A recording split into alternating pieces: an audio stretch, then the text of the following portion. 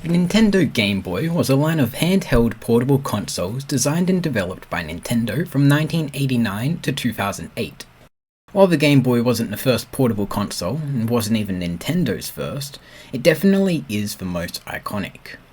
The Game Boy and its upgraded version, the Game Boy Color, sold over 118 million units, making it the third most sold game console.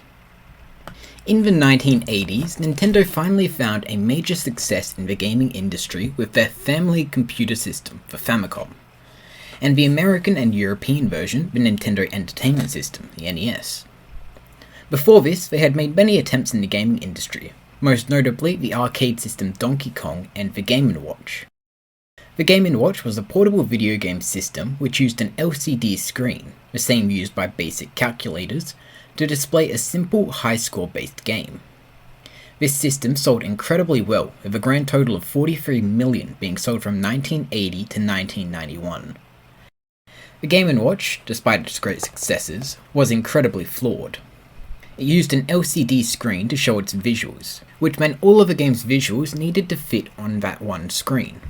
This meant games could be little more than simple, high-score based games with incredibly basic graphics. To overcome these issues, the Game Boy entered development. The Game Boy was originally envisioned by Gunpei Yokoi, an incredibly important character in Nintendo history, being the designer of the Game & Watch alongside many of Nintendo's first successful toys and games. The Game Boy was entirely envisioned as a direct successor to the Game & Watch, offering a cheap and reliable portable video game, though this time capable of playing multiple different games through the use of game cartridges, much like the NES. The screen is a dot matrix display, a more advanced version of the LCD screen used on the Game & Watch. While the Game & Watch screen was the same as a basic calculator, the Game Boy's was more like a scientific calculator. The original Game Boy's screen is only 2.6 inches. The entire system was 3.5 inches wide, 5.8 inches tall, and 1.3 inches deep. It had 4 face buttons, the A and B buttons, and the Start and Select buttons. It also had Nintendo's signature D-pad. On the left of the system was a contrast dial, used to change the contrast settings on the Game Boy, improving the visibility of the screen under different light conditions. There is also a DC power port to play the Game Boy at home using an AC cable, rather than 4 AA batteries. Though even while running on battery power, the Game Boy would last anywhere from 10 to 30 hours. On the right of the system was a volume slider and an accessory port, allowing things like the link cable, a cable used to connect Game Boys for multiplayer, to be plugged in. The Game Boy was released on the 21st of April 1989 in Japan, retailing for 12,500 yen, about 14,500 today. On July 31st, the system was released in North America, bundled with one of the 6 launch titles for the system, Tetris. Tetris was a Russian computer game in which the screen would need to be filled with falling blocks. Once the line was filled horizontally, the line would be deleted. The game ended when the blocks reached the top of the screen. Super Mario Land, the launch Mario game for the Game Boy, was considered as a bundle title, but ultimately rejected, as Nintendo of America believed Tetris would have far wider appeal. The Game Boy was originally $89.99 in North America, which is around $200 today. The Game Boy released with 6 titles across all regions. 2 of these games were Tetris and Super Mario Land, with Tetris only releasing in North America and Europe. 2 other games, baseball and tennis, were simple sports games, with tennis releasing only in North America. Alleyway was a simple clone of the Atari game Breakout, which was sort of a single-player version of Pong, where the player would have to bounce the ball to the top of the screen and destroy multiple layers of blocks. Finally, the game Yakuman was released only in Japan as a simple mahjong game. The Game Boy soon saw strong competition, notably from Sega and Atari. Sega and Atari both released their own handheld consoles within a year of the Game Boy's release. Atari released the Atari Lynx just months after the Game Boy. The Lynx was an incredibly advanced handheld in comparison to the Game Boy. It had a color screen, which, unlike the Game Boy, had a backlight, allowing it to be played at night. The Lynx's processor was also far more advanced than the Game Boy, allowing for incredible visuals nearly on par with home consoles at the time. This all culminated in an incredibly good handheld for an incredibly high price. The Lynx launched at $179.99, equal to over $500 today, and its upgrade, the Lynx 2, still was only released for $99. This combined with a terrible battery life of only 4 to 5 hours on 6 AA's meant the Lynx would never come close to the success that the Game Boy had, and Atari would stop making Lynxes only 6 years after its release. Sega saw competition with Nintendo for far longer. This started in 1990 with the Sega Game Gear. The Sega Game Gear was essentially a semi-portable Sega Master System. It was designed to combat the issues that plagued the Game Boy. The Game Gear was far larger than the Game Boy, making it more comfortable but less portable, and like the Lynx, also had a full-color display with a backlight. The Game Gear suffered from the same issues as the Lynx, being too expensive at around $150, which is $430 today, and only lasting 3 to 5 hours on 6 AA batteries. The Game Gear was also far too bulky to be a true portable, not fitting in most people's pockets. A few years later, Sega also released the Nomad, this time essentially being a portable Genesis/Sega Mega Drive. It too suffered from the issues of the Game Gear and never became a true threat to Nintendo's hegemony over portable gaming. Nintendo, just like their competitors, could see that the Game Boy wasn't perfect, releasing many revisions over the Game Boy's over 20-year-long lifespan. The first one was the Game Boy Pocket. On July 21st, 1996, the Game Boy Pocket was released. It was a smaller, lighter, and more efficient variant of the original Game Boy. The Pocket's screen and battery life are improved over the original, with it now only requiring 2 AAA's and lasting around 10 hours. 2 years later, Nintendo released the Game Boy Light, only in Japan. The Game Boy Light was almost entirely just a pocket, though it was slightly larger and had finger grooves on the battery compartment for improved comfort and also to fit the light's AA's, with the main reason to buy it being the backlight in the screen. The light used 2 AA's and lasted up to 12 hours with the backlight on and 20 hours with it off. It is very clear that neither of these were seen as true successors to the Game Boy, with the Pocket being a simple revision and the Light being only released in Japan.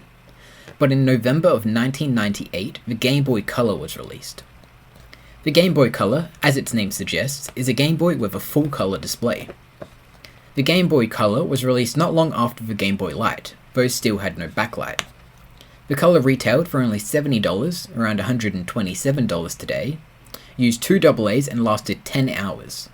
Beyond the Color display, the Color is essentially just a slightly larger Game Boy Pocket. Because of this, the Color could still use all the Game Boy's games and had many exclusive games capable of being played only on the Color. The unequivocal successor to the Game Boy came in 2001 with the Game Boy Advance, or the GBA, a complete upgrade from the original line. The GBA began in 1996 with a project known as Project Atlantis, a secret successor to the Game Boy far ahead of its time. Project Atlantis turned out to be too far ahead of its time and was cancelled in 1997. On the 1st of September 1999, the Game Boy Advance was officially announced, with a release date in Japan of August 2000. The GBA was announced to have some amount of compatibility with Nintendo's recently announced home console, the GameCube, through a cable later shown off in August of 2000. The system ended up being delayed, releasing on March 21, 2001 in Japan, and in June everywhere else. The GBA, unlike the other Game Boys, was oriented in landscape rather than portrait. Because of this, the screen was also a slightly different aspect ratio. The GBA had 4 face buttons and a D-pad like the Game Boys, but also had 2 shoulder buttons on the top left and right. It still ran on 2 AA's, lasting around 15 hours of playtime. The GBA was far more powerful than the Game Boys, on par with the SNES, which meant far more advanced games could be created for it. The GBA was also still backwards compatible with all Game Boy and Game Boy Color games. It was only $99, around $166 today, and launched with over 30 games, giving it a very wide variety of games at its release. Later that year, the GBA GameCube link cable was released. This cable would be plugged into the GBA's accessory port on the top, with the other end being plugged into one of the GameCube's controller ports. Depending on the game in the GameCube or the game in the GBA could be used for many different things, such as being a controller, being used as a second screen, or unlocking hidden content in either the GBA or the GameCube. In some games, like Pac-Man Vs, multiple GBAs can be plugged in and used as a hidden screen and controller for some of the players, while one player will use the TV and a GameCube controller. The GBA still suffered from the issue all Game Boys suffered from. The screen didn't have a backlight. In 2003, the GBA got its first revision, the GBA SP, with SP standing for Special.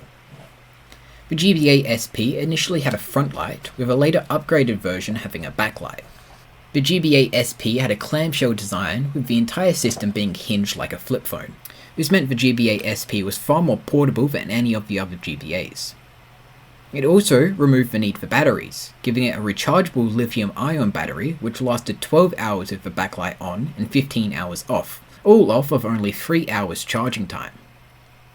One of the largest issues with the SP was that Nintendo removed the headphone jack, requiring either headphones specifically made for it, or an adapter which plugged into the charging port.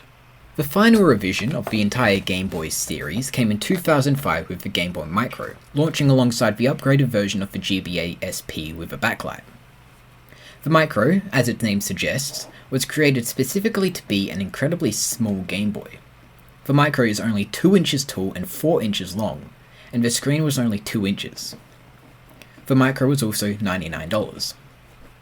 Unlike all other Game Boy revisions and successors, the Micro wasn't backwards compatible with any of the earlier console's games.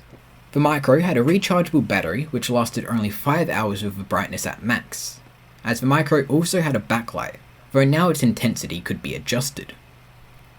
Due to the Micro's lack of backwards compatibility, incredibly small size, low battery life, and price on par with the SP, which suffered from none of these issues, the Micro did incredibly poorly in comparison to the other Game Boy consoles, selling only around 2.4 million units and being discontinued in 2008. The Game Boy line was incredibly important to gaming history, lasting until 2009 when the SP was discontinued. Despite this, Nintendo's newest handheld, the DS, which was released in 2005, continued to be backwards compatible with the GBA. The Game Boy line introduced tens of millions of people to gaming, and greatly assisted in propelling Nintendo to the top of the gaming industry. The Game Boy continued to live on in Nintendo's legacy, with many of their Game Boy games being re-released on their newest handheld consoles, especially the 3DS.